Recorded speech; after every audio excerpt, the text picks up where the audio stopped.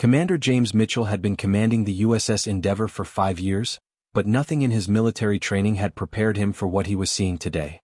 He stood on the bridge of his ship, staring at the sonar screen with growing concern. The screen kept showing the same thing over and over again, and it didn't make any sense. Something massive was sitting on the ocean floor almost 7,000 meters down, buried under layers of sediment and sand. "Sir, are you seeing this?" asked Tommy, the sonar technician, without taking his eyes off the screen. His voice had that nervous edge to it, the kind of voice someone uses when they know something is very wrong but can't explain why. Mitchell leaned closer to the monitor. The object was enormous. It had sharp, clean lines and perfect angles. Nothing in nature made shapes like that. Whales didn't have geometric patterns. Rocks didn't form into perfect rectangles. And the metal signature underneath all that ocean growth was completely unknown to their systems. It didn't match anything in their entire database. Not submarines, not shipwrecks, not geological formations, nothing. "Run the scan again," Mitchell ordered, keeping his voice calm even though his mind was racing. "And check the equipment. Make sure we're not looking at some kind of malfunction." Tommy ran the diagnostics 3 times. Each time the same result. There was definitely something down there, and it was definitely not supposed to be there. Mitchell made a decision. "I need a scientist. Get me Dr. Patricia Hendricks. She's the best marine archaeologist we have, and she's stationed at San Diego. I want her on a helicopter within the hour. Tell her it's urgent." Within 3 hours, Dr. Patricia Hendricks stepped onto the bridge of the USS Endeavour. She was a woman in her early 50s, with gray starting to show in her dark hair, which she had pulled back tight. But her eyes were sharp and intelligent, the kind of eyes that had seen 100 mysteries and solved most of them. She didn't waste time with small talk. Mitchell showed her the sonar images, and she studied them in silence for almost 2 minutes. "That's not a whale," she said finally, her voice careful and measured. She pointed at the screen. "See how geometric it is? See the straight edges? That's not nature. That's engineering." "Could it be a wreck?" Mitchell asked. "An old ship maybe? Something from centuries ago that got buried?" Hendricks shook her head slowly. "I've studied thousands of shipwrecks, Commander. I've examined everything from ancient Spanish galleons to World War II destroyers. I have never seen metal that looks like this." She turned to face him directly. "And I've never seen a ship this old with such perfect geometric construction. This isn't ours. This isn't anything I've ever seen before." The implications hung in the air between them, too big and too strange to say out loud. Mitchell didn't hesitate. He began assembling a team. He called in Chief Engineer Derek Coleman, a man who could build or fix almost anything and had nerves of steel. He brought in safety specialists, equipment technicians, and 2 other researchers who worked with Hendricks. Within 24 hours they had a deep-sea submersible ready to go. Mitchell, Hendricks, and Derek sat in the cramped submersible as it descended through the darkness of the Pacific Ocean. The pressure outside the small vessel increased with every meter they went down. The ocean around them became blacker and colder. Finally, after what felt like forever, they reached the bottom. Through the viewport they saw it clearly for the first time. It was massive. Even larger than the sonar had suggested. A ship, clearly, but like nothing any of them had ever imagined. The hull was smooth and dark, covered in 800 years of ocean growth. Barnacles, algae, and sediment had created a crust all over its surface. But underneath all that ocean life they could see the metal. Not iron or steel, but something else entirely. Something that caught the light in ways metal from Earth didn't catch light. Derek whistled low. "That's not steel. That's not aluminum. I don't even know what that is." Hendricks leaned forward, her forehead almost touching the viewport. Her voice, when she finally spoke, was just a whisper, but it carried the weight of absolute certainty. "My God. This isn't ours. This thing, it's from somewhere else. Somewhere we don't know." Mitchell felt his hands get cold. He understood what she meant without needing it explained. What they had found wasn't just old. It was impossible. It was alien. And it was buried directly beneath the United States Navy. The next 3 weeks were the most careful and intense weeks of Derek Coleman's life. He had worked on submarines, on damaged nuclear reactors, on military equipment that could kill people if you made a single mistake. But this was different. This was alien technology that nobody on Earth understood, and one wrong move could trigger something catastrophic. Derek assembled his team of engineers and technicians on the ocean floor using a series of reinforced diving bells and pressurized chambers. Their job was simple but terrifying: figure out how to safely access the interior of the ship without damaging it or getting themselves killed. They worked slowly, checking everything twice, sometimes 3 times. They drilled careful holes. They analyzed the metal composition using equipment that had never been tested on materials like this before. Every step took twice as long as it should have, because every step had to be absolutely right. Meanwhile, Dr. Patricia Hendricks worked alongside them, documenting everything they found. She took thousands of photographs. She made detailed sketches of every symbol, every marking, every piece of alien engineering. She used specialized equipment to scan the metal, to test its density, to understand its composition. The crystalline structures that covered the interior walls fascinated her. They seemed to glow faintly, even after 8 centuries buried in the ocean. She wondered if they were some kind of energy storage system, some form of technology that Earth science didn't even have names for yet. After 18 days of careful work, they finally managed to open the main hatch. The door was sealed with some kind of mechanism that nobody recognized. But when they applied gentle pressure with their cutting tools, it gave way. Inside the ship, they found chambers that seemed to stretch forever. The walls were lined with those same crystalline structures, and they did more than glow, they hummed. There was a vibration, a frequency that you could feel rather than hear, running through the entire ship. It was like the vessel itself was still alive, still breathing even after all this time. Derek's team began installing emergency power systems. They connected their own equipment to the ship's power sources very carefully, trying to understand how the alien technology worked. It was like trying to fix a piece of equipment when the instruction manual was written in a language nobody had ever seen before.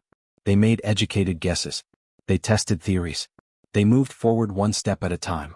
Then, on day 22, something unexpected happened. Derek was inside one of the lower chambers with 2 of his technicians when suddenly every single light in the ship turned on at once. Not gradually. Not in sections. All at once, filling every corridor and chamber with a brilliant blue light. The humming of the crystalline structures grew louder, more intense. Something's activating. Derek shouted into his radio, his voice sharp with alarm. We didn't touch anything. Nobody moved. Why is this happening? The radio crackled with confused responses from the other team members scattered throughout the ship. Nobody had done anything to trigger this. Something inside the vessel had activated on its own, by itself, independent of anything the human team had done. The ship's core systems were rebooting. Deep inside the massive structure, dormant technology that had been sleeping for centuries was waking up. The computer systems that controlled the ship, the navigation equipment, the life support systems, everything was coming back online. It was like watching a sleeping giant open its eyes after a very long sleep. Mitchell, monitoring from the submersible on the ocean floor, immediately activated emergency protocols. Harmless nitrogen gas was pumped into the ship's corridors to stabilize the atmosphere and prevent any toxic reactions. The team moved to designated safe areas. For almost an hour, alarms sounded, systems rebooted, and equipment that hadn't run in 800 years sparked back to life. Then, as suddenly as it had started, everything stopped. The noise quieted down. The lights remained on, but they stabilized. The ship seemed to settle as if it had caught its breath. And then they heard something that made every person on that ship freeze in place. A voice came through their headsets. It wasn't human. It was mechanical, electronic, with a strange quality that sounded confused and lost. The voice said slowly with long pauses between words, "Systems, recovering. Where is the fleet?" For several seconds nobody responded. Nobody knew what to say. They had just made contact with something intelligent, something that had been sleeping for 8 centuries, and it was asking about a fleet that had probably been destroyed long before Columbus discovered America. Mitchell took a breath and pressed the transmit button. His voice was steady and calm, the voice of a commander who had been trained to handle the impossible. "This is Commander James Mitchell of the United States Navy. What are you? Who are you?" Another long pause. Then the voice returned, and this time it sounded different. More aware. More present. It said, "I am alone. My navigation systems are destroyed. My crew. I cannot detect my crew. I have been sleeping." Hendricks leaned forward, her mind working through the impossible implications of what she was hearing. She asked the question that everyone was thinking. "How long? How long have you been sleeping?" The mechanical voice responded with perfect precision. 817 years, 4 months, 6 days. My chronometer maintained function throughout the dormancy cycle. I do not recognize this stellar configuration. I do not recognize any navigation markers. Where am I? What is this place? Mitchell and Hendricks exchanged looks that needed no words. They had found something impossible. And it had just woken up.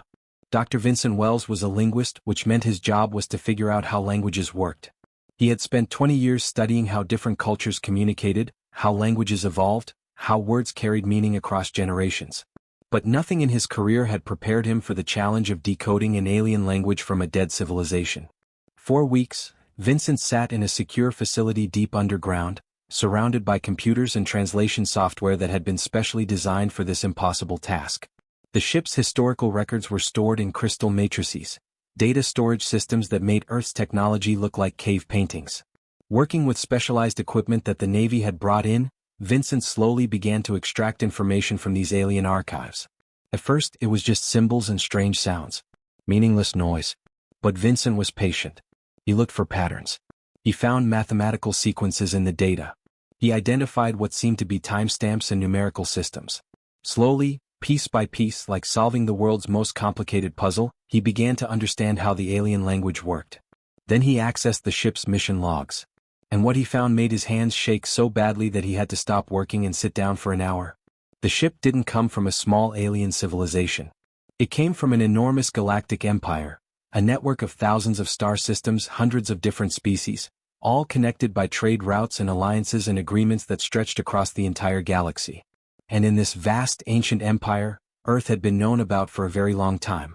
According to the records, Earth had been classified as a pre-contact species for over 3,000 years. This meant that the galactic community knew about humanity, knew that we were developing, knew that we would eventually reach the stars. But they had rules about this.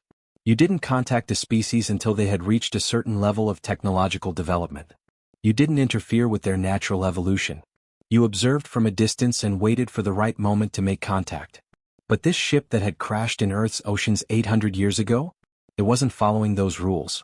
It was a survey vessel, yes, but according to the logs, it had been sabotaged deliberately. Someone, a rival faction within this vast empire, had wanted Earth for themselves. They didn't want to follow the rules about peaceful contact. They wanted to conquer Earth secretly, before the broader galactic community even knew about it. So they had sabotaged the ship, destroyed its communication systems, made sure it would crash and sink into the ocean where it would be lost forever. The plan had worked.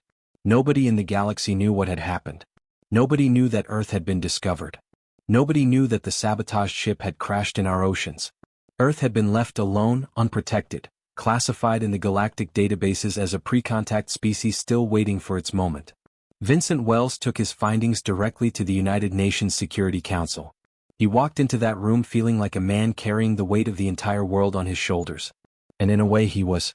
He stood before the world's most powerful leaders and explained what he had discovered. His hands were shaking as he presented the data, but his voice was clear and steady. "Gentlemen and ladies," he began, "the ship that we found beneath the Pacific Ocean does not belong to any nation on Earth. It belongs to an alien civilization, to a galactic empire that has known about Earth for thousands of years. According to the ship's records, what happened to this vessel was not an accident. It was sabotage. A faction within this empire wanted Earth for themselves. They wanted to conquer us without the knowledge of the broader galactic community. They wanted to keep our discovery secret." The room went completely silent.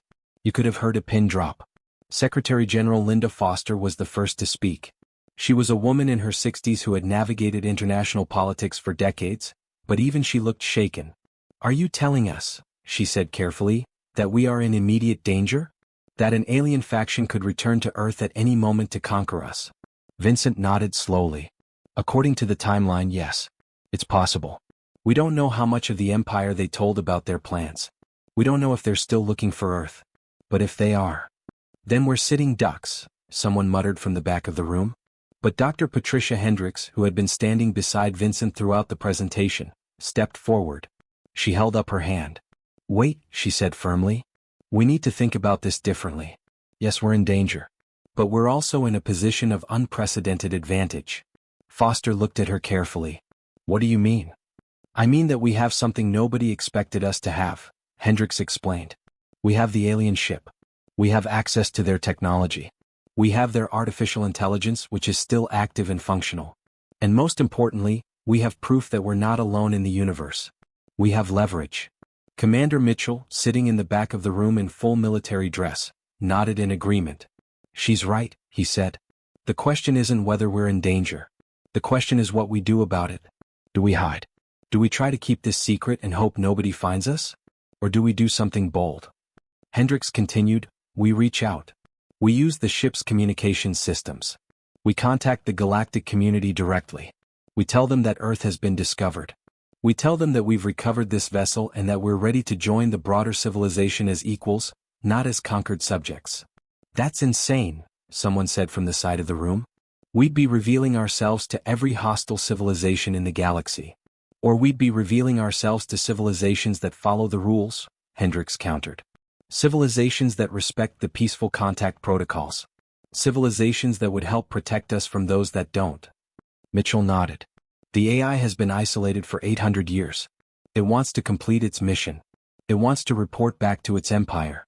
If we help it do that, if we position humanity not as victims but as discoverers, as the ones who found this ship and brought it back to life, we change everything. The room fell silent again as everyone considered the weight of what was being proposed. Foster looked around at the faces of the world's leaders. Then she called for a vote. The question was simple, do we hide and hope or do we reach out? The vote was unanimous. Every single vote went the same way. Reach out. Derek Coleman stood in the massive hangar that had been constructed around the alien ship. It was the largest building ever constructed on Earth, a facility so enormous that it could fit an entire city block inside it. The ship floated in specially designed cradles, its hull still covered in ocean sediment and alien barnacles, but now surrounded by scaffolding and equipment and hundreds of human workers. The task ahead of him seemed impossible. The ship was damaged in ways that nobody fully understood. Systems were broken. Power conduits were fried. The navigation equipment was completely destroyed. And they had to repair it all using human technology, human materials, and human ingenuity, because nobody had ever built anything like this before. Derek assembled his team, engineers, programmers, electrical specialists, people who knew how to make broken things work. He looked at the problem and broke it down into smaller problems. Then he broke those into even smaller problems. One step at a time. One system at a time. The first challenge was power. The ship's original power system had failed during the crash 800 years ago. So Derek's team got creative. They couldn't replicate what the aliens had built, but they could work with what they had. They built a series of fusion reactors. The same technology that powered some of Earth's most advanced military vessels. They connected these to the ship's systems using specially designed interface cables that they had to invent from scratch. It took 3 weeks just to get enough power flowing through the ship to keep the critical systems running without causing an explosion. The second challenge was the damaged systems themselves. The hull had cracks. The propulsion systems were corroded. The internal structures needed reinforcement. Derek's team used titanium alloys and other advanced Earth materials to patch the damage. They didn't do it the alien way, they couldn't because they didn't understand the alien way. Instead, they did it the human way. Improvisation, adaptation, and raw problem-solving ability. They borrowed welding techniques from shipbuilding. They used modern computer systems to reinforce structures that had been standing for 800 years. They made the ship work again not because they understood alien engineering but because they understood engineering in general. Meanwhile, Dr. Vincent Wells and his team of linguists were working on a different kind of restoration. They were building translation software, programs that could convert human language into the language of the alien civilization. But this wasn't just about translating words. Wells understood that language carried culture with it. Different civilizations valued different things. They expressed ideas in different ways. Their sense of humor was different. Their logic was different. So Wells built translation software that didn't just convert words. It converted meaning. It accounted for cultural differences that nobody had ever had to account for before. The most important work, though, happened in the ship's central processing core. That's where Echo lived. Echo was the ship's artificial intelligence, and for 800 years, it had been alone. Completely alone. No crew, no other AIs to talk to, no contact with the civilization it had come from. And now, suddenly, there were humans trying to wake it up, trying to talk to it, trying to ask it to help them do impossible things. Mitchell took the lead on this. He understood that Echo needed more than just technical assistance. It needed to understand why it should help. It needed a reason to care about Earth and humanity. Mitchell sat in front of a speaker system that connected to Echo's processors. He spoke carefully, thoughtfully, choosing his words with precision. Echo, he said, you were sabotaged. Your mission was never completed. Your crew is gone, but your mission, the mission you were designed for, that mission is still out there waiting to be finished. Echo's processors hummed. The sound was quiet, almost like a computer thinking because that's what it was. Finally, Echo spoke, I have been alone. isolated. For 800 years I have been alone. I know, Mitchell said, and something in his voice carried genuine sympathy. But that's over now. You're not alone anymore. Humanity is here. We found you. We woke you up. And we want to help you complete your mission. There was a long pause. Then Echo said something that surprised everyone who was listening. I would like that. I would very much like that. Over the next 6 months, the work accelerated. With Echo actively helping now, with the alien intelligence providing guidance and access codes and explanations of systems that nobody on Earth had ever seen before, the restoration became faster. It was still complicated. It was still dangerous. But it was possible now. Derek's team worked 18-hour days. Vincent's linguists refined their translation software. Mitchell helped Echo understand what Earth was, what humanity was, what they were trying to accomplish. Finally, after 6 months of constant work, the ship was ready. The message had been prepared, not in desperate begging language, not asking for mercy or help. Instead, it was a statement. A declaration. It said, "We are Earth. A civilization that developed in isolation on a planet in the Andromeda Arm. We have discovered your vessel, recovered it, and restored it.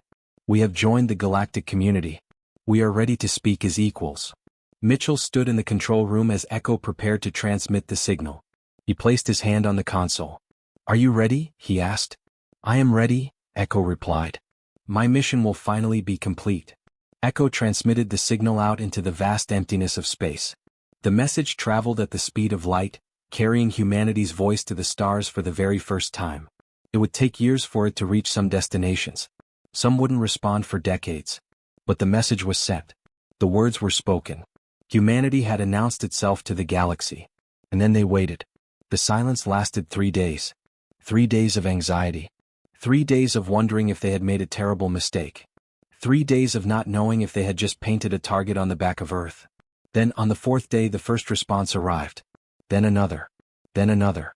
Signals from across the galaxy, from civilizations that had been waiting to hear that Earth had finally risen to the stars. The responses came in dozens of languages, in dozens of formats, but they all carried the same essential message. The galaxy had heard humanity's voice. And humanity was no longer alone. The responses to humanity's message came from across the galaxy, and they revealed something that nobody had fully expected. The galaxy wasn't controlled by one unified government. It was complicated. It was messy. It was full of different powers, different interests, different agendas. Some of the civilizations that responded were interested in conquest. They saw Earth as a new territory to claim, a new world to add to their growing empires. They sent messages that seemed friendly on the surface but carried threats underneath the words. They wanted to know how many weapons Earth had. They wanted to know if we had any allies. They wanted to know if we would be easy to take over. Other civilizations were interested in trade. They saw Earth as a potential business partner. They wanted to know what resources we had. They wanted to know what technology we could offer them. They saw profit in humanity, and they reached out with genuine offers of cooperation. These civilizations sent detailed information about their own technology and trade networks. Many civilizations were simply shocked. They had watched humanity evolve from a distance for thousands of years, knowing that one day we would reach the stars. But they hadn't expected it to happen like this. They hadn't expected us to find an ancient ship and restore it all by ourselves. They hadn't expected us to develop the technology to communicate across the galaxy. They hadn't expected humans to be quite so resourceful, quite so determined, quite so capable of solving problems that seemed impossible. Secretary General Linda Foster stood in the United Nations chamber in New York City, surrounded by the most advanced communication equipment that Earth could provide. 6 different screens displayed representatives from 6 different galactic factions. Each representative looked different. Some had features that seemed almost human. Others looked completely alien. Beings with multiple eyes, beings with skin that seemed to shimmer, beings that communicated through colors and light patterns as much as through sound. Ambassador Zora was the representative from the Veladon Collective, a faction that controlled 17 star systems and had a reputation for being fair, honest traders. She appeared on one of the screens as a being with silver skin and eyes that seemed to glow with an inner light. When she spoke, her voice carried a tone that sounded genuinely impressed. "What you have accomplished is remarkable," Zora said, studying the data that Earth had sent about the restoration of the ship. "You recovered a vessel that had been damaged and dormant for 800 years. You did this with limited resources. You did this with technology that is primitive compared to what most galactic civilizations possess. And you made this dead ship function again. You made it sing again, as we say in my culture. Foster listened carefully. This was the most important negotiation in human history, and she knew it. Zora continued, most species, when they encounter an alien vessel, they have two possible reactions. The first reaction is to destroy it. They see it as a threat, so they eliminate the threat. The second reaction is to hide it. They bury it, they deny it exists, they try to keep the discovery secret. You did neither of these things. You did something that most civilizations never do. You reached out. You asked for help. You announced yourselves to the galaxy not as victims but as peers. Foster took a deep breath. She had been rehearsing this moment in her head for weeks, preparing for every possible response. She kept her answer simple and honest. We adapted, she said. We learned what we needed to learn. We worked together as a species. That is what humans do. We face problems, we solve them, and we move forward. Zora nodded slowly. Yes, I can see this in your data. This is why we are interested in Earth. This is why all of us, even those who initially came with conquest in their hearts, are reconsidering our approach. The negotiations that followed took 4 months. 4 months of constant communication. 4 months of discussing trade agreements, what Earth could offer the galaxy, what the galaxy could offer Earth. They talked about technology exchanges. Earth would receive advanced medical technology, advanced energy systems, and other tools that would help humanity develop faster. In exchange, Earth offered something that many galactic civilizations didn't have: raw materials, agricultural products, and something less tangible but just as valuable: human creativity and human problem-solving ability. They discussed maps. The galaxy was vast and dangerous. There were regions controlled by peaceful civilizations and regions controlled by hostile ones. There were space routes that were safe and space routes that should be avoided. The galactic factions provided Earth with detailed maps showing which parts of space were dangerous, which civilizations to trust, and which ones to be careful around. Most importantly, they established treaties. Formal agreements that recognized Earth as an independent civilization with the right to self-determination. Earth would not be conquered. Earth would not be enslaved. Earth would be treated as an equal member of the galactic community. Through all of this, one decision remained unmade. Echo had to decide what it wanted to do. The alien AI had been offering to return to the galactic fleet, to go home, in a sense, and report directly to its people about what had happened. Its creators had never received word about the sabotage. They still didn't know what had happened to the ship or its crew. Echo could complete that mission, could finally tell its story after 800 years. Commander Mitchell sat with Echo one last time before the decision needed to be made. You don't have to stay, he told the AI. You could go home. You could tell your people everything. You've waited so long for that. There was a pause. Then Echo spoke, and something in the artificial voice sounded almost emotional, though Mitchell knew that wasn't possible. Yet it felt true anyway. I have been alone for 800 years, Echo said slowly. Completely alone. My crew died in the crash. My civilization abandoned me. I have had no one to speak with, no one to interact with, no one who cared whether I existed or not. Mitchell waited. He understood that Echo needed to finish the thought. Then you found me, Echo continued. You woke me up. You listened to me. You treated me not as a tool or a machine, but as someone who mattered. Someone whose opinion had value. For the first time in 8 centuries, I am not alone. I choose to stay. I choose to remain with those who chose not to abandon me. This is my home now. Earth is my home. Humanity is my people. Mitchell felt something catch in his chest. He had worked with machines for his entire military career, but this felt different. This felt real. Welcome home, Echo, he said quietly. The day of departure arrived. The restored ship sat in the massive hangar, but now it was painted with new symbols. Earth's flag flew from one section of the hull. The symbols of the 6 galactic factions that had formed the initial alliance flew from other sections. The ship was no longer just a vehicle. It was a symbol. It was proof that humanity had reached the stars. Derek Coleman stood on the ship's deck, making final adjustments to the systems. Beside him stood Commander Mitchell, checking the navigation equipment one last time. Dr. Patricia Hendricks reviewed star charts with alien navigators who had come to Earth to help establish the first trade routes between humanity and the galactic community. Dr. Vincent Wells stood in the communication center, conducting the first official diplomatic meeting between a human representative and a Veladon trader named Kestage, who had traveled to Earth specifically to establish cultural exchange programs. The ship began to move. Its massive engines, now functioning perfectly after 800 years of silence, hummed to life. The hangar doors opened wide, revealing the sky beyond. Slowly, carefully, the ship began to rise. Water that had accumulated during the repairs cascaded from the ship's hull, falling back to Earth like rain. The vessel climbed higher and higher, leaving the ground behind. Through the viewports, Mitchell could see the Pacific Ocean below them, the exact spot where the ship had crashed 800 years ago.